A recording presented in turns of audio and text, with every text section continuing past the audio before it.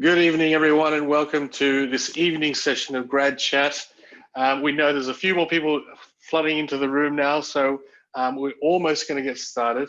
My name is Sivi Lasuma. I'm the GM for Student Engagement at GSA, and I'm your host this evening. I'm also gratefully, we have a special guest, Georgia Young from Seek, is in the room with us, and also Andrew Lee, our tech support through Student Engagement, is also here. But before we kick off, I'd like to acknowledge the land of Yakaltwalang clan, or the Boorong, where I'm actually currently hosting from today, and that's in St Kilda. I pay my respects to the elders, past and present, and recognise the strength, resilience, and capacity of Aboriginal and Torres Strait Islander people in this land.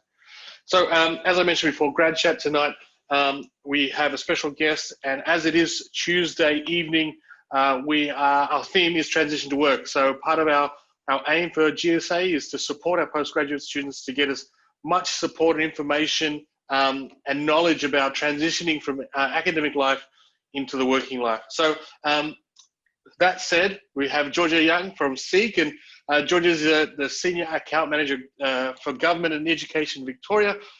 She's responsible for managing customer relationships and partnerships with recruitment and HR teams to design an effective sourcing strategy.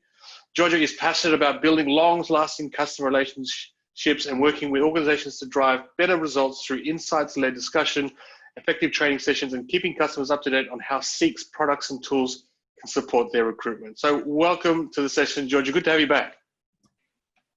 Hi, Tavita. Thank you so much for having me back and for the intro.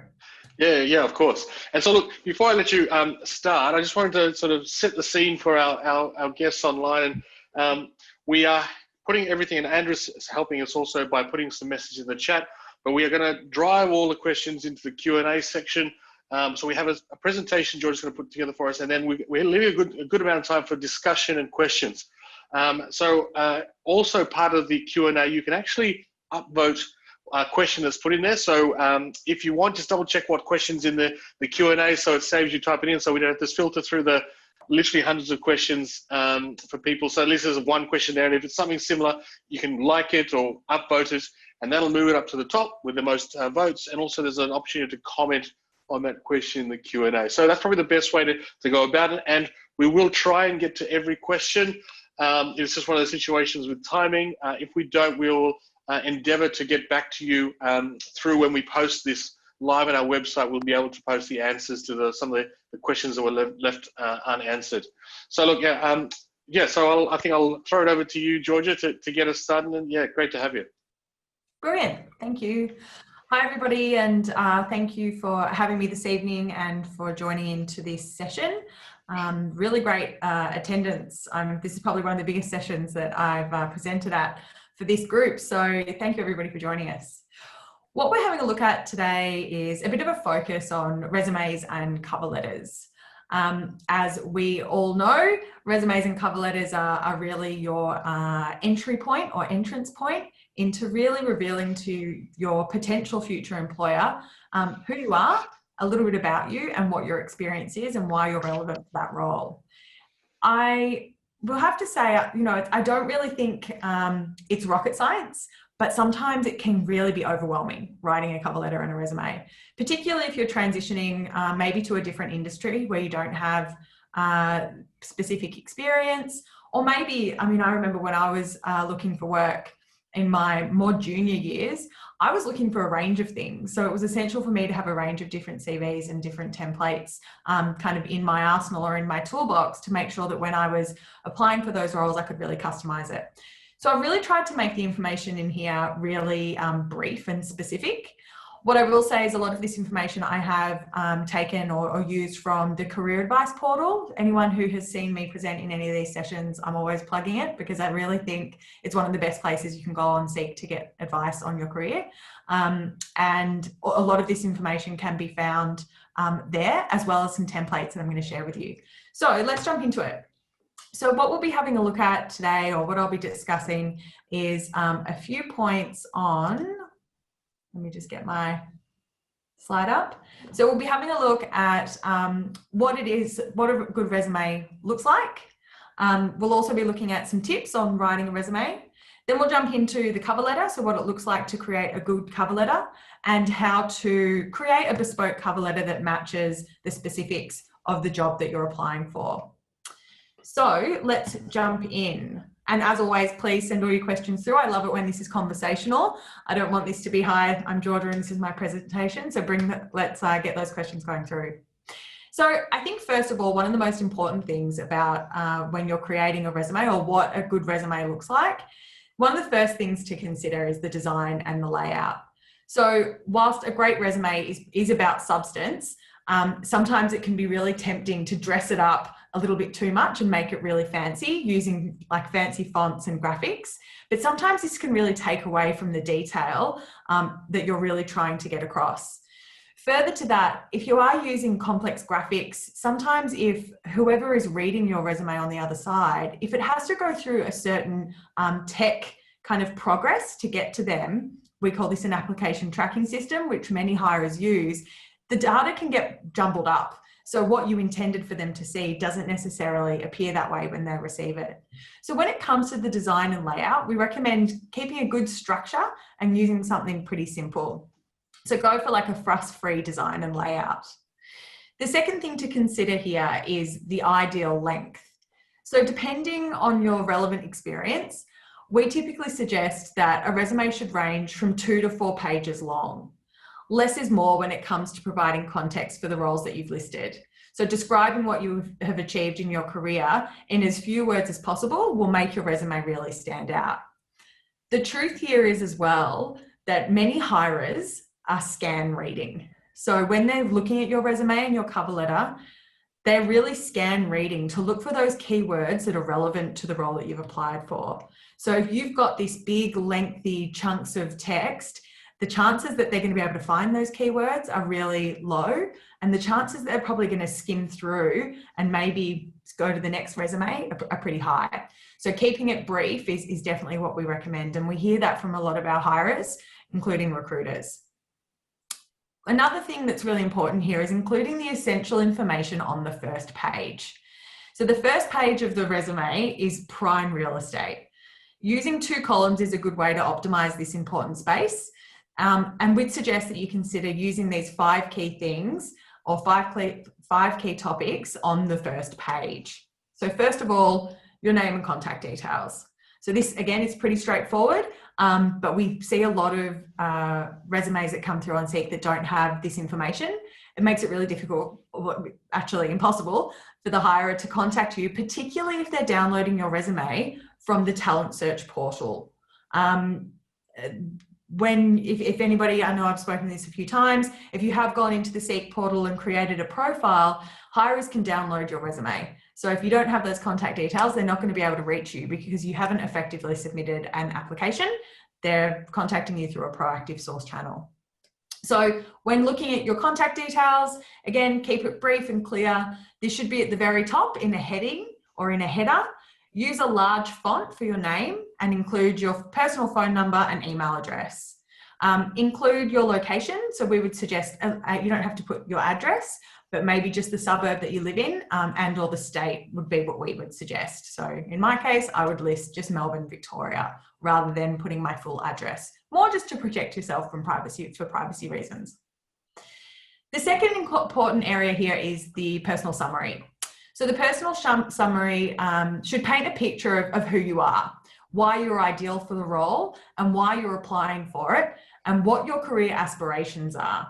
So it's best to tailor your personal summary to the specific role and try and do this within about 3 or 4 sentences. So keep it brief and succinct. The next key area is your key skills.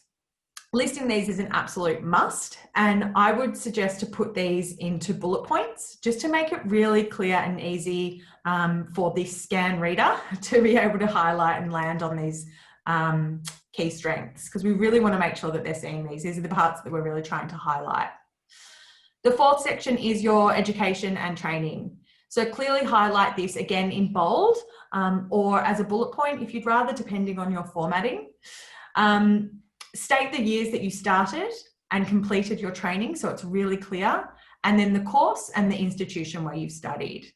So what we would want to do is list your most recent qualification first, and then typically I only go down to high school. I don't really include my primary school, and in some cases, if I was applying for another role, I'm in my mid-30s, I don't think I'd actually include high school. I'd just be including my higher education. So it's important to always highlight your position at the beginning as well. Oh, sorry, I've just skipped one. So the next and final point is your professional experience. So what we want to do here is highlight your most recent role at the beginning. So whoever's reading it can work from the top down, because really what they're looking for is the most relevance, and the most relevance is typically going to be your first role. If you don't have career experience, and maybe I'll call this out here, if you haven't worked before, think about some examples that are relevant. It might be things like babysitting, or it might be helping out for somebody else, or volunteering. Anything that you can try and tie back that is similar to having responsibilities that you would have in a job, include that there. So your most recent role should appear on page 1, and this should be at the top. Always highlight that position first, and include in there some information about the organisation, the time that you worked there, and a brief summary on what your position entailed, including the key responsibilities and any achievements, because we really want to highlight kind of the best things here. So this is that first page. So if I'm a hirer and I'm reading that, I've really got a really good summary, a strong summary of all of the relevant and most relevant information that I need to decide if this person, potential candidate, has information on the requirements that I want to progress into the next stage. On the remaining pages of your resume, things that we want to include in here are hobbies and interests. So this is really important. If you're comfortable, I mean, personally, I don't include this in mine. But if you're comfortable and you think it's going to assist you in really getting your personality across to the hirer, then you might choose to include that. And the other final part here is references. So we suggest leaving this as referees can be provided upon request. It's up to you if you want to include them in there, but many hirers are used to seeing this, and they understand that in most situations, somebody wants to ensure that they've progressed to the final stages before they give up somebody else's personal contact details. So what not to include? So we see a lot of situations of this. The photos point is quite topical. I don't see as many coming through in the system as much now as I did maybe about 5 years ago. We would recommend not including photos. It's really not about how you look or your appearance. And unfortunately, sometimes when we use photos, it can become about this. We really want to make sure that it's all about your relevant skills and your experience. Again, it's up to you, but I would recommend or seek's kind of guidance here is to say, maybe steer clear from a photo so it can be all about what your experience is and who you are. Definitely roles that you undertook more than 20 years ago, we wouldn't recommend need to be listed on your resume. If you are listing these roles because you feel like there isn't enough depth to your CV, I think in this case, it's probably better to just leave it short and succinct. If we're going back and including roles that are not relevant, it may, in some cases, look a little unprofessional. So we would recommend just using the most relevant and most recent roles. The final point here is using the words curriculum vitae. So I think this one's a bit controversial. I think I still have CV on my most recent resume, but this is what we're hearing in the market. The most common and most recent term for this document is now a resume. So you might want to have a look at updating that and just referring to it moving forward as resume. And remember, if you want your resume to stand out, focus on getting the content right. So rather than dressing it up with fancy fonts or graphics, it's all well about the information that's in there, and if it's a good portrayal of who you are and why you're the best for this role. Yeah, absolutely. Sorry, Georgia. Yeah, I might jump in there if that's all right, Georgia. There's some great questions come through, but I think there's some great valid points you made here that, it's funny, I'm actually recruiting at the moment for a role, and there's a couple of the I guess the no-nos have been on my desk, and I'm just like, the photos, it's interesting because it's prime real estate, your resume. I was going to say CV. So for putting a photo on there is almost like you're taking up space that you could be talking about yourself that would be very pertinent to the job. I think I've already seen that too. And I think it was funny, you said about 5 years. It's like, actually, that makes sense with some of the candidates coming through. But also the 20 years mark, I had a lot of because sometimes it's too much of a brain dump. I think it's what you're saying, short and concise is probably the way to go, because if you dump everything in there, it almost looks like you're throwing the kitchen sink, the bike, the everything into this document, where it becomes, I had an 11-page resume today, and it was too much. And so when I've got 40 people to get through for one role, and I want to be able to get back to people quick enough, I need to be able to pick key parts out of the document that instead of having these blocks, I'm also formatting the blocks. I have some resumes have real blocks of text, and it's literally reading an article. And I think it puts people off. And I've talked to other people when they're recruiting and said, yeah, one is time, which is unfortunate, but also two, you want to be clear instead of writing essay versions of yourself, I guess, in these situations. So some great points there. Look, and we've got a couple of questions here. I saw a question here about font. I don't think font is, there's a question here about what font should we use for our resume? Is there a standard font? What's your idea on that one, Georgia? I think a clear font, so trying not to use like a script, something that can be really clearly read, and maybe just sticking to one font as well would be our recommendation. So bolding, and if you want to use some kind of headings with a larger format, that's fine. But where things can get a little bit too crazy on the eye is when you've got multiple fonts involved. So we'd suggest a serif or a sans serif font. I don't think there's any that's really preferred. Something like simple, like an Arial would be a good one. But as long as it's just a clear, not a script, would probably be how I would answer that. Okay, brilliant, thank you. And there was a question around your key skills. So what are some examples for key skills section? Could you provide any examples of what it would look like or sound like? Yeah, so I think key skills, what we're trying to do here is really, and again, this can be when we're trying to tie it back. If you're trying to tailor a CV to a specific role, and it's often where it might start. So say you found a role that you're really interested in and it's listing the requirements.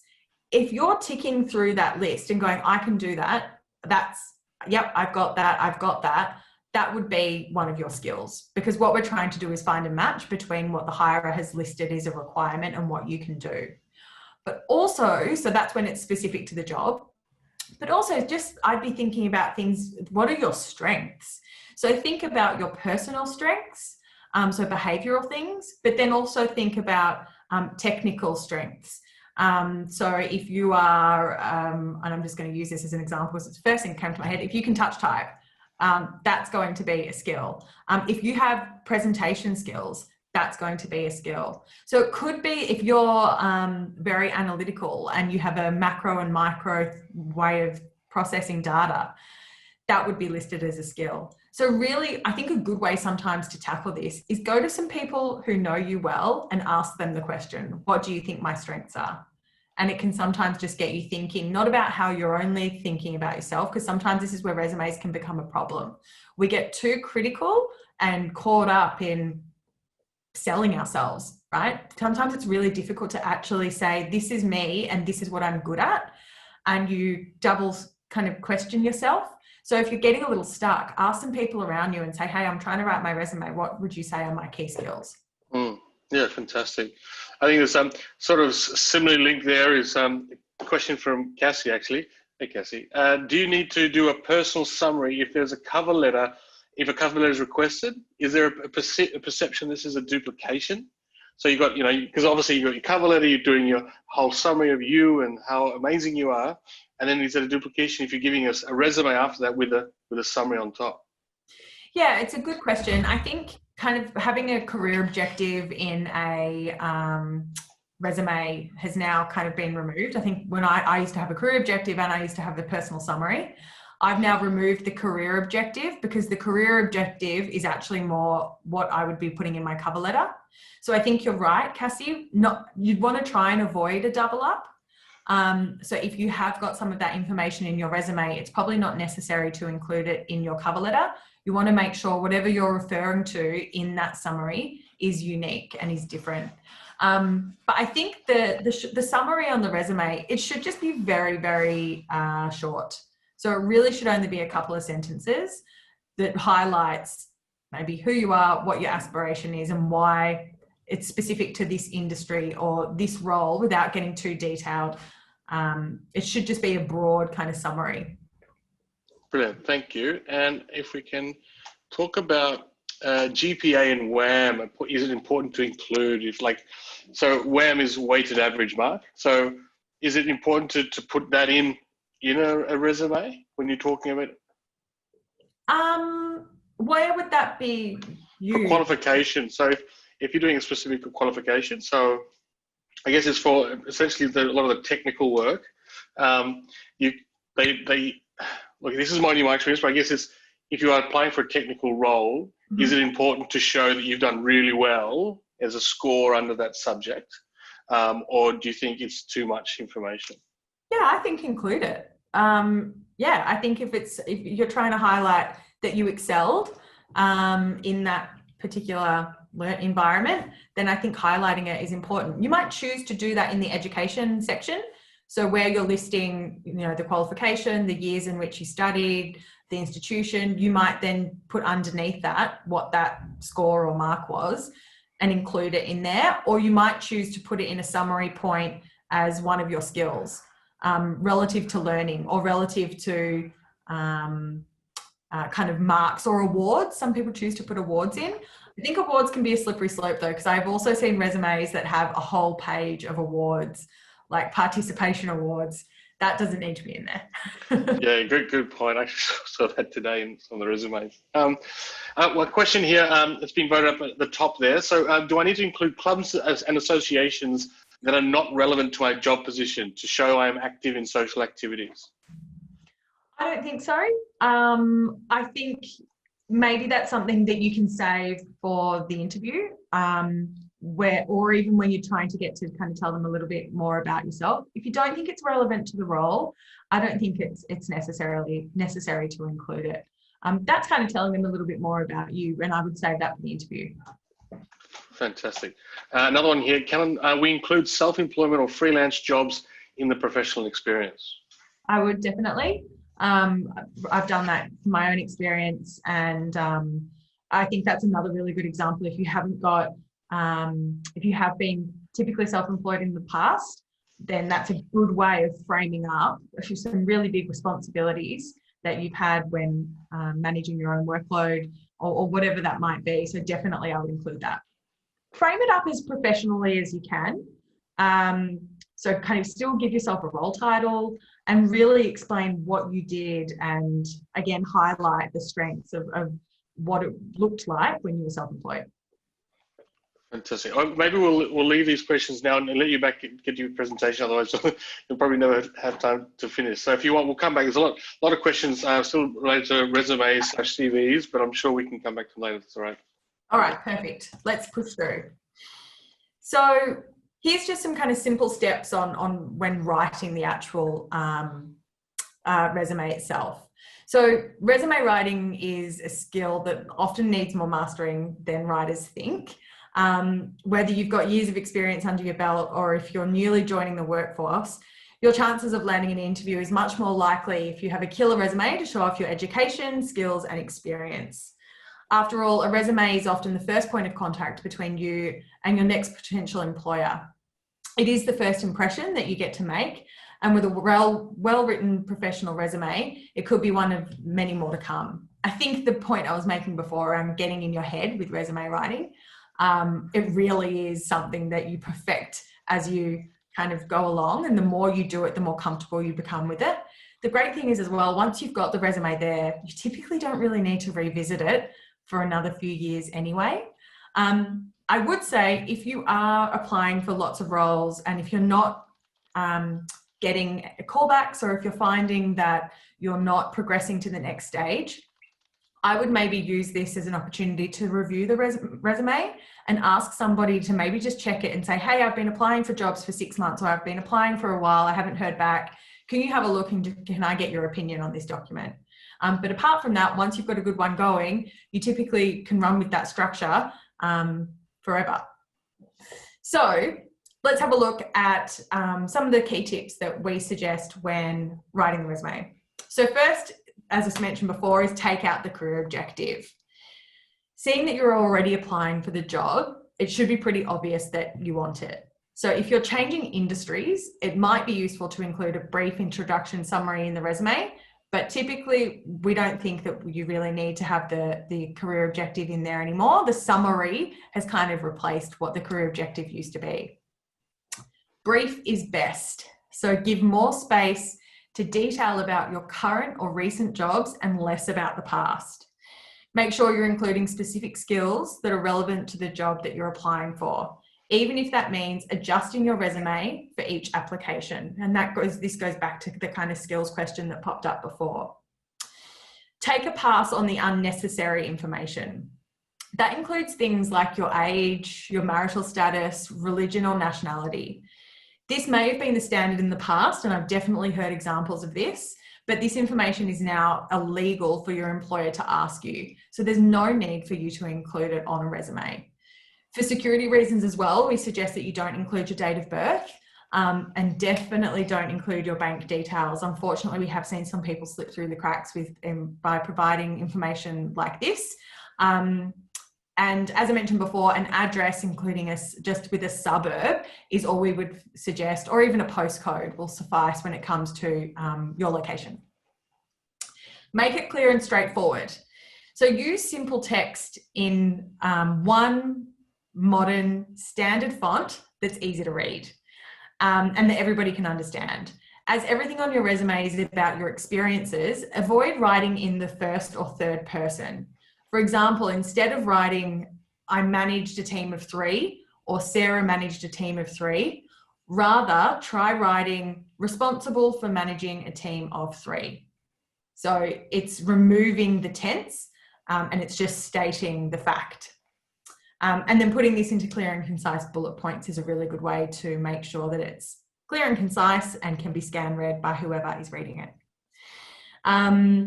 Be professional and discreet. So this is an interesting one. What we suggest, look, we see this a lot. You might still be using the same Hotmail email account that you maybe set up in your teens. If anything, this can come across as being unprofessional if it's not a professional email, which, as I said, we see this a lot.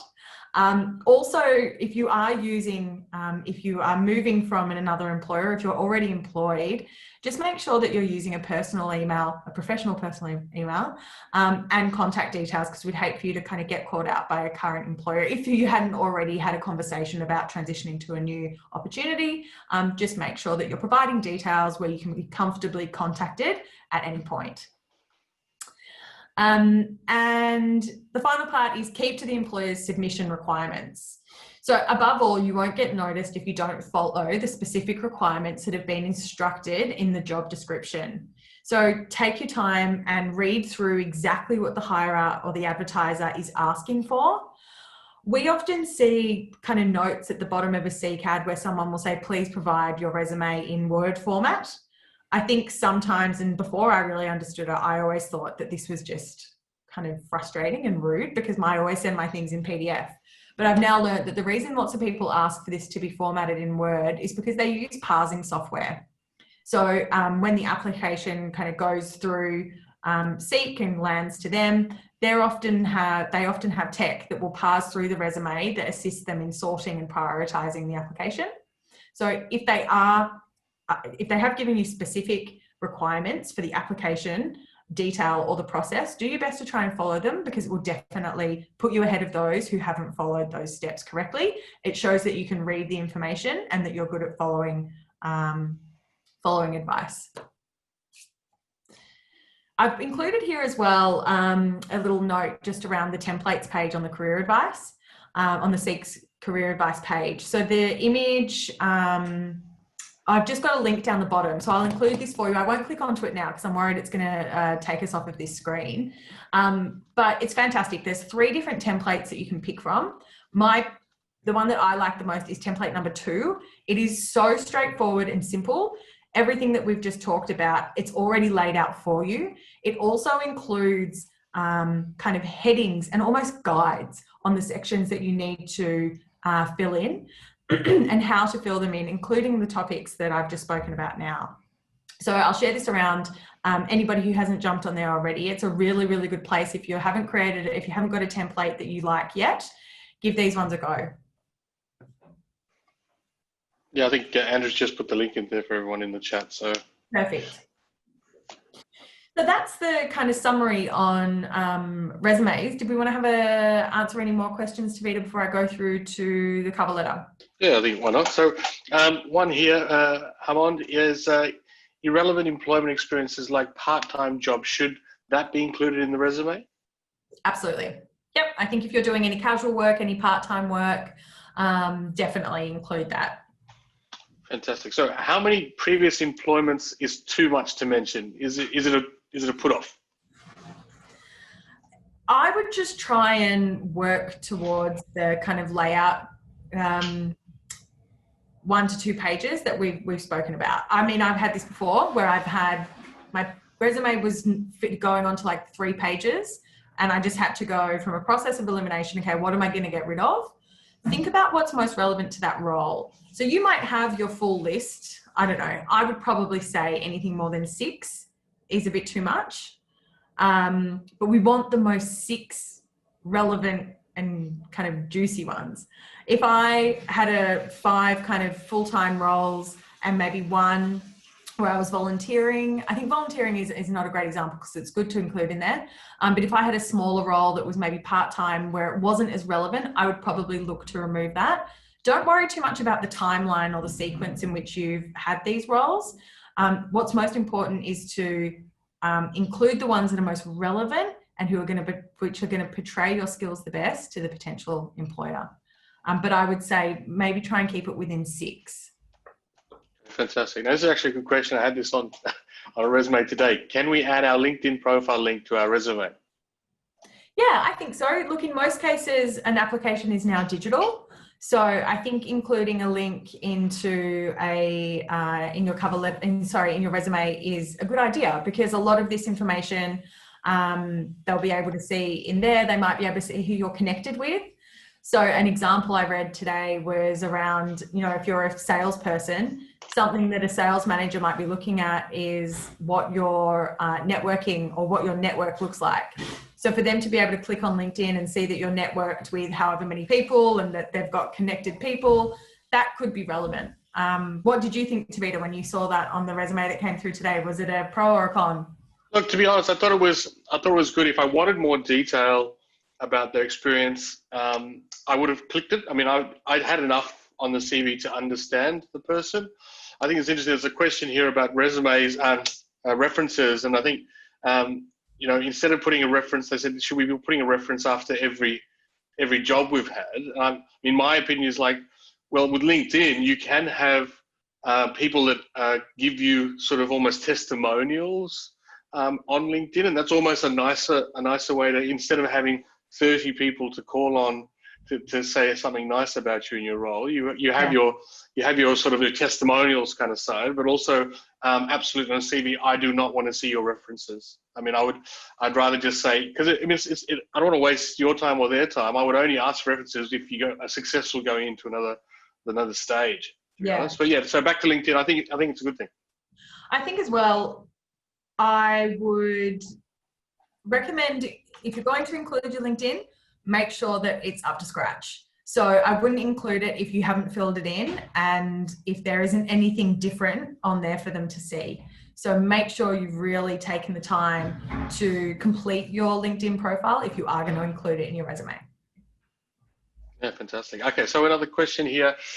Just got it up. I mean, we talked about this earlier. How far should we go back in resume in years? In the experience? Yeah, I'd say so, yeah. Yeah. Again, it's just going to come down to that relevance. So I'll use myself as an example. I studied industrial design out of uni. I wanted to do graphic design, but I couldn't get it into full-time graphic design work. So I freelanced, set up my own business, and then slowly started to get some jobs, which then landed me a graphic design gig. But as I then got more graphic design roles, I kind of had about 5 or 6 there, and I thought, you know what, it's actually now time for me to trim these. I probably don't need to include the self-employed part anymore, because I've now got 5 chunky full-time roles where I've been hired by other businesses. So whilst I still highlighted that when I spoke about them about being self-employed, it was more around a kind of interesting fact. I started off, doing XYZ. I started to kind of trim and move the relevance along the timeline as my career progressed. So you might decide to, maybe the first role you had was the most poignant role on your resume, and you've had smaller roles in between. And that could be 15 years ago. So I wouldn't necessarily look at it from a timestamp perspective, but it's always going to come back to that relevance. Think about if you were hiring someone and if you were reading that resume, do you think that including that role is relevant to the role that they're now applying for? Because if the answer is no, I would suggest removing it. I mean, I worked at Donut King as my first job. I'm not going to include Donut King on my resume for my graphic design role. It's creative, but it's not what they're looking for. Oh, you just made me so happy, that word Donut King. Anyway, thank you. A couple more questions here. What's the difference between a personal summary and personal objective? A personal summary is more just talking about your experience, who you are, and what you're about. A career objective, the career objective is more talking about your aspirations in your career, what you're aspiring to on more of a professional sense. So one is more about the career objective and one is more of a personal summary. Okay, thank you. Another one here. So when including language skills or software skills, how would you best describe your level of proficiency? Are we talking beginner, intermediate, advanced, or is there something else we should be using as the gauge? Yeah, I think that they're good ways to kind of label them. I think maybe it's not, unless you are advanced, maybe it's not even worth including that descriptor. So maybe just say that you have this skill. If there is a certain technology language that you have experience with, having experience with it in many cases is enough. But if you are advanced at it, then I would list advanced. Yeah, thank you. Well said. All right, I mean, should we include publications? If so, where? So publications, so as a lot of the researchers probably on this call, a lot of them have been linked with publications or co-authored or wrote a journal or an article. So where should they do it if they should do it? Yeah. So again, that might be well placed under the, if it was part of your education, you might want to place it under the education section. If it was part of a research role or research employment of some type, then you might want to include it there. Again, the other thing I would just state, just make sure it's relevant. So if it was a research project or publication that isn't necessarily relevant to this role, just question whether or not it's worth including. And just question again what it is you're trying to show them, or what is it that you're trying to highlight. And if it maps back to this opportunity, then include it. But if it doesn't, again, it might be something else to have up your sleeve for when you're talking to them in an interview, or if you've called them for a follow-up, or whatever reason it might be. If you've got quite a lot, you may choose to create a certain subheading for kind of publications or achievements. But would it typically just be written, or would there be a link to this? How would it normally be displayed? I think it's different within certain faculties or areas of study. But I mean, generally now a lot of publications are online. I mean, I think that's definitely a field of study specific question. I mean, the old-fashioned, I say old-fashioned, more recently I've seen people just listing the articles or the publications they've been involved on as just block of text. It looks like a reference list at the end of a really good book. So I guess if there is an opportunity for linking, it might be pertinent. It would definitely save a lot of space. Yeah, so that's something you could do. If you had somewhere where you house them and you wanted to link them to a page where they were able to access them, that could be an option. So think about a succinct way that you might be able to format it and include it into your CV. First of all, make sure it's relevant, and then you could place it in kind of an achievement section. But like Tabita said, I would avoid having a full page with all of the different publications that you've kind of written or participated in. I do still think it's important though. It is definitely important because it is a big achievement. It's just kind of thinking about where the best place is to put it, and that kind of does depend on the role that you're applying for. Okay, thank you. So another question here. It's actually quite an interesting question. It's talking about, the person doing things. You need to prepare different CVs, or well, resumes. People, come on, we just learned this for different types of jobs. So academia versus industry. So also jobs may have their own focus or emphasis on different key skills. So Jing's saying he feels like I need to adjust my resume every time. How does he prepare a generalized resume? Yeah, it can be really frustrating having to kind of make all these edits and have different template formats. I think that once you've got a good, and depending on what the requirements are, like you said before, depending on the type of role, if you've got to do a key selection criteria, if you've got to do all these other things and they're expecting that in your resume, it can be really challenging. But ultimately, the key parts that should need to change will be that the summary, because if you are trying to tailor it a little bit more towards the role, the skills. So if you're trying to map back and highlight your most relevant skills to what they're asking for. The other things will stay the same. So the experience in your roles, that will stay the same. Your education and everything else that follows, that won't need to be edited. What you may choose to do is have your full resume, right? That includes all of the skills, all of the roles, and then you'll use that and take out or remove the ones that aren't relevant or that you're not going to use for each specific resume that you save. So say you've got job opportunity 1, you've got your big master resume, you remove all of these roles, you remove those skills because they're not relevant and you're trying to trim it down to 2 pages, and you hit save, and that's that new version for that specific role. So think about the master document that you can trim and use for each application, and use that master document to create the specific or kind of targeted resume for that job. Yeah, nice.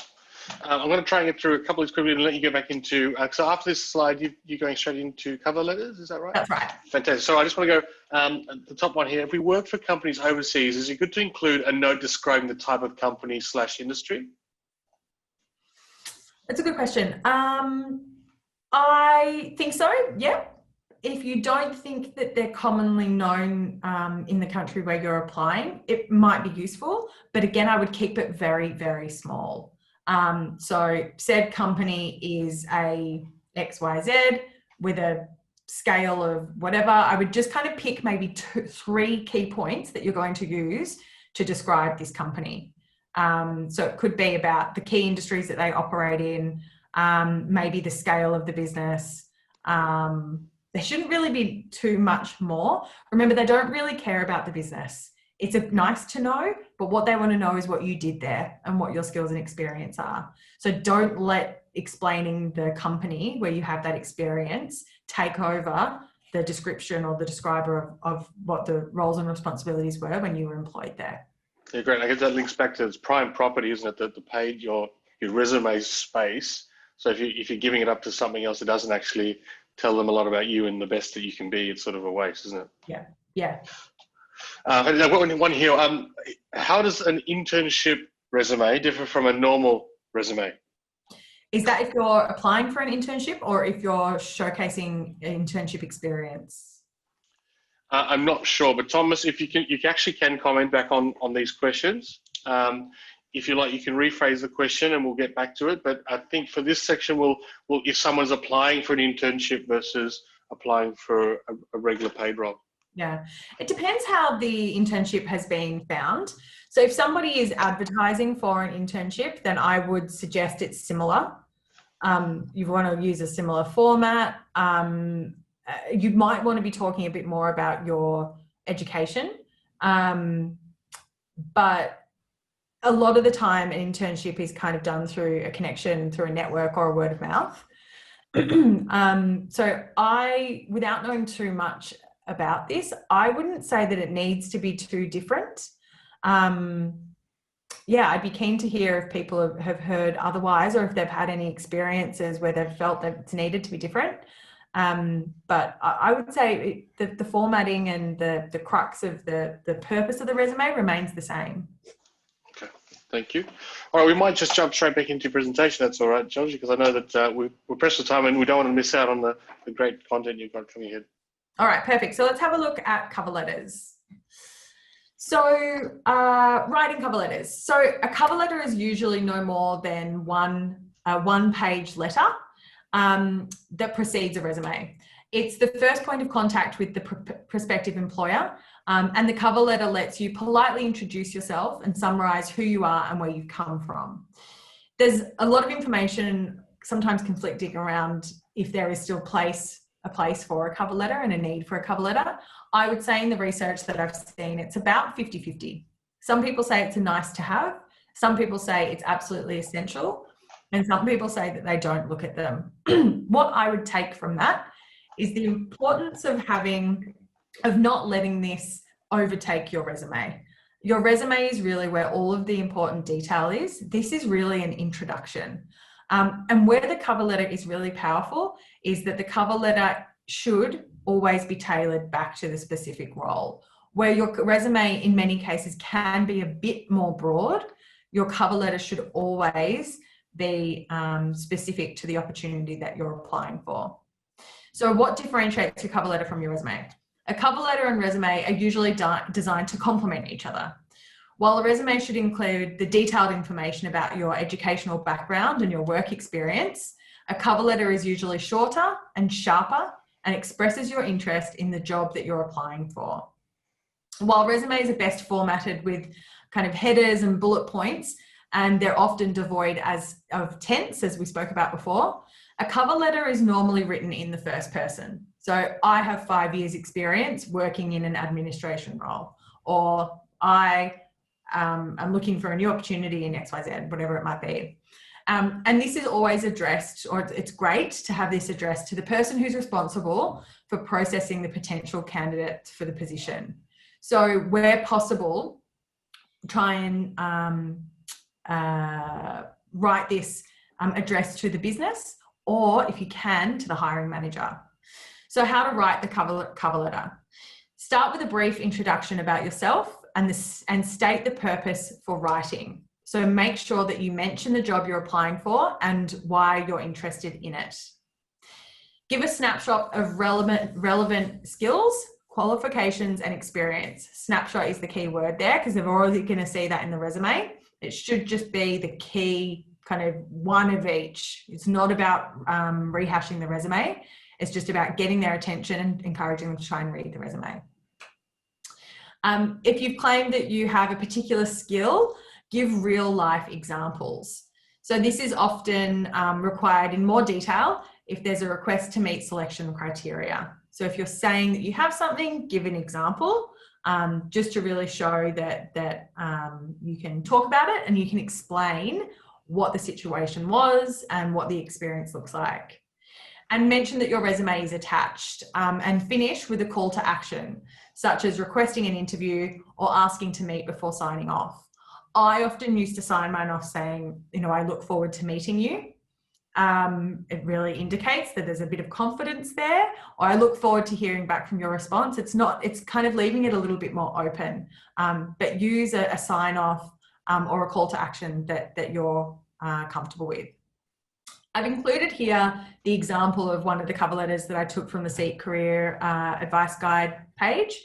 I think this one's really straightforward. This is very similar to what I've used in previous applications. I've been at Seek for 6 years now, so I haven't applied for a job in a while. But again, this template is really clear. It has all the formatting in there, so it shows you where you just need to add in the address. It's pretty much ready to go and formatted for you to just fill it in. So if you don't have a cover letter already, if you're about to write one for the first time, or if you think yours needs reviewing, I think this is a really good place to start, and it covers off all of the things that we're going to talk through. Let's kick through to the last page, and then we can maybe answer any questions after this one. So how to make your cover letter stand out from the crowd. A cover letter should show the employer that you've got the skills to do the job. So always target your cover letter to the specific role that you're applying for. One thing that makes your cover letter unique is you. Nobody else has got a cover letter is going to be the same as yours, because nobody else is selling the same person that you. It's you in the cover letter. This is really the only thing that's going to make your cover letter different, because there is only one you. Sorry, George, A good cover letter can... Sorry, George, you broke up a little bit there. We probably missed the last couple of sentences. It could have been, mind-blowing. We just want to make sure we didn't miss it. It was just the connection was dropping. Sorry, I did just see that the internet was maybe struggling a little bit. Please let me know if that happens again. I think my partner has just jumped on the Xbox, so I might need to get up and yell at him in a minute. So let me know if it happens again. Sure. Where did we get to? It was hard to know, but you were just saying that the cover letter is yours to, so make sure you utilize it to showcase you. Okay, yeah. So yeah, think about how you can become comfortable with selling yourself and talking about yourself, because this is really the place to do it.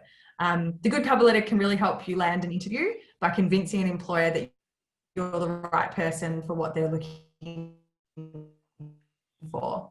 And also it can demonstrate that you've got good written communication skills, style into your writing to stand out from the competition. So rather, where the resume is quite structured, the cover letter is where you've got an opportunity to show a little bit more of you and make it a bit more personal.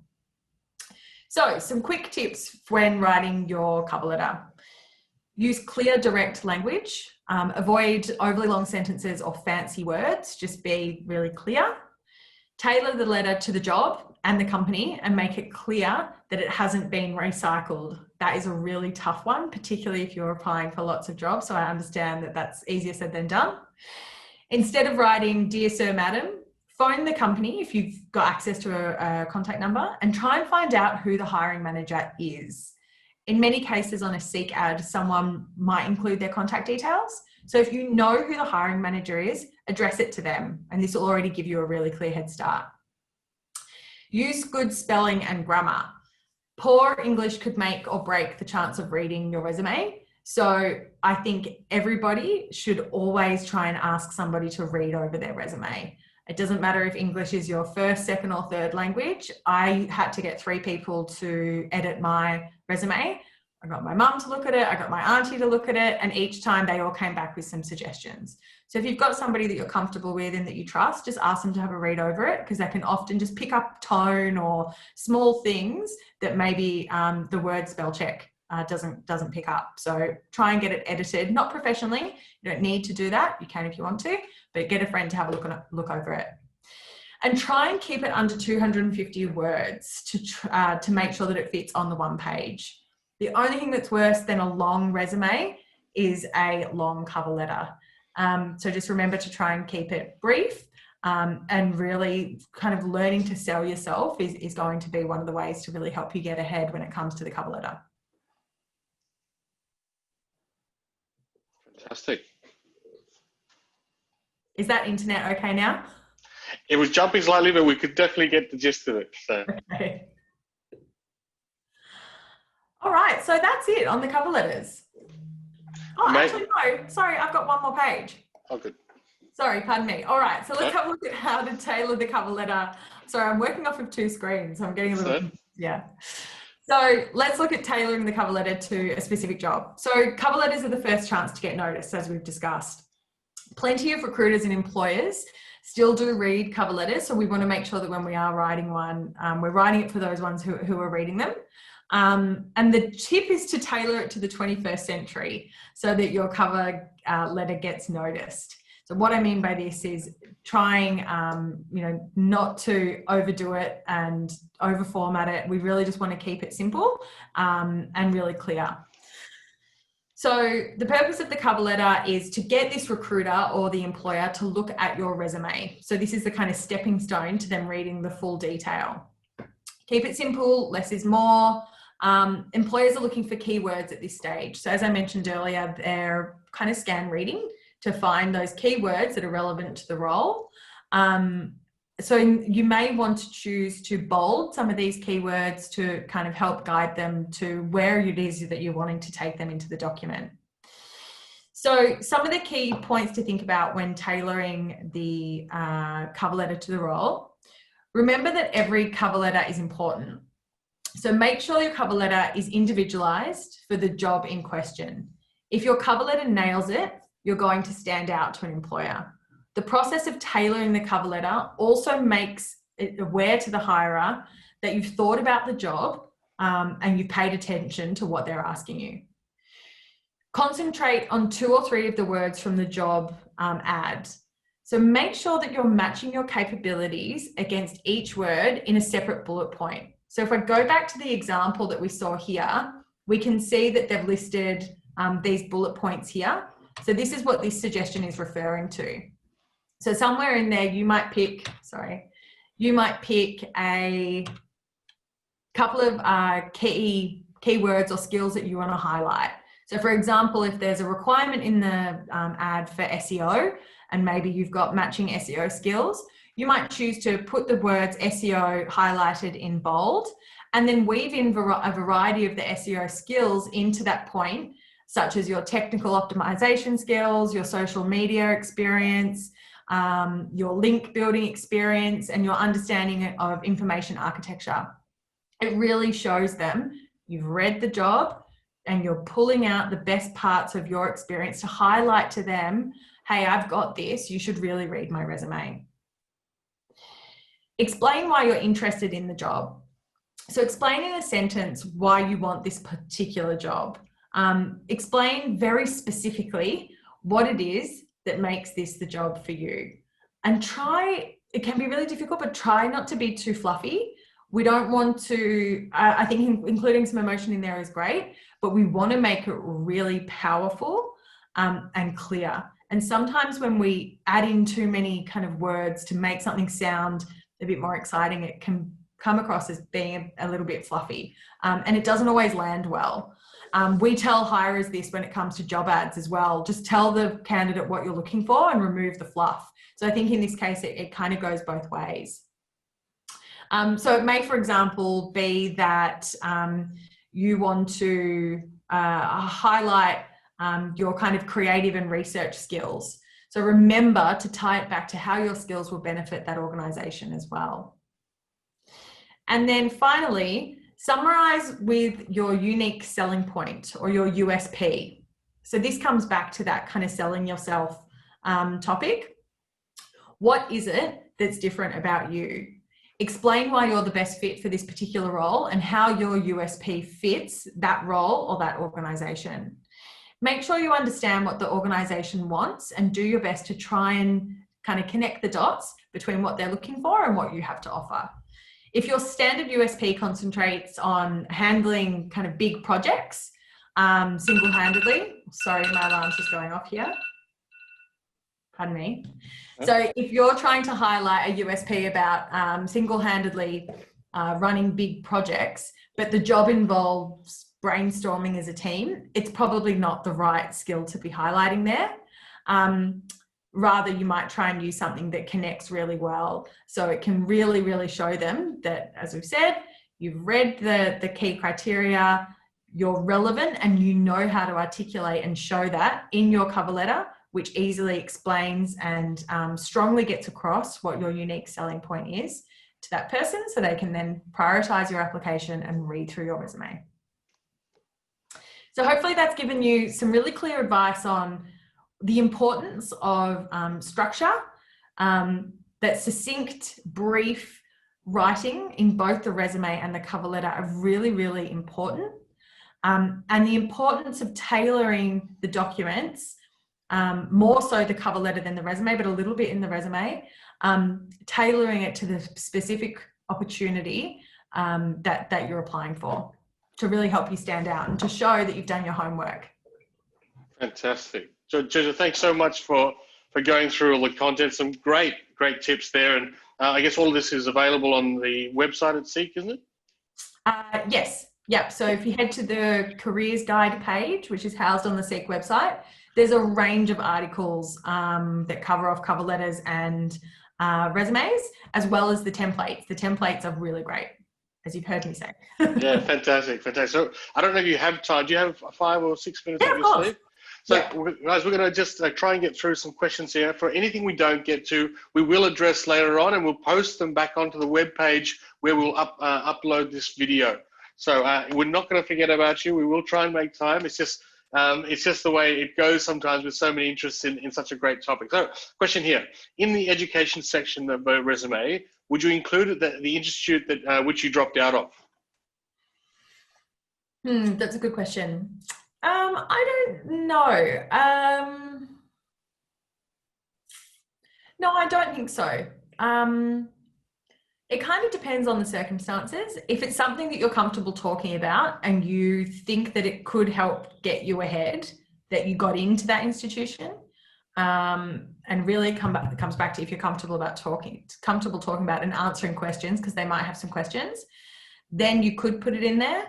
But I'm not sure if it's completely essential. If you finish, a large portion of the qualification and some of the qualifications or experience from that particular course are highlighted in your resume, then yes, I would include it. But if you've deferred in the early stages, or if you've needed to drop out, within the first maybe year, then I don't think it's necessarily needed on the resume. Okay, great. Another one here. Do you need to provide explanations to key skills or just list them? I just list them.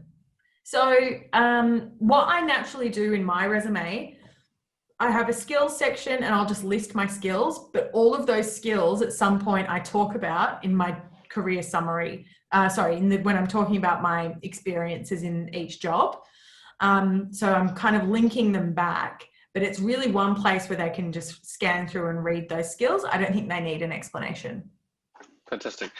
Should we include degrees we've obtained which are not necessarily relevant to the job we're applying for? Look, I think so. It comes down to showing education and that you've got the ability to apply yourself and learn. I'd say, look, if you've got like 12 degrees, maybe you don't need to include them all. But if you've got multiple qualifications, I think that it's important to include them in the resume. Great. How relevant is it to add the month and year you worked at each role?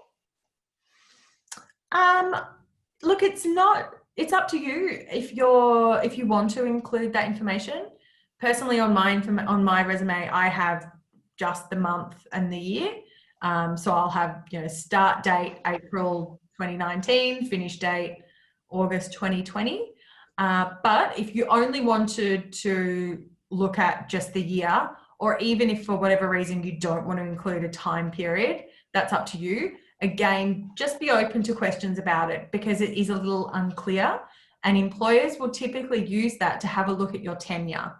And what they're trying to gain from that is if you're changing jobs frequently, and if that's the case, then they might have some questions for you around, why it is that you're changing roles every 6 months or 12 months. So if you're choosing to include information or not include it, just be prepared to answer some questions and make sure you've got a really good, succinct answer up your sleeve.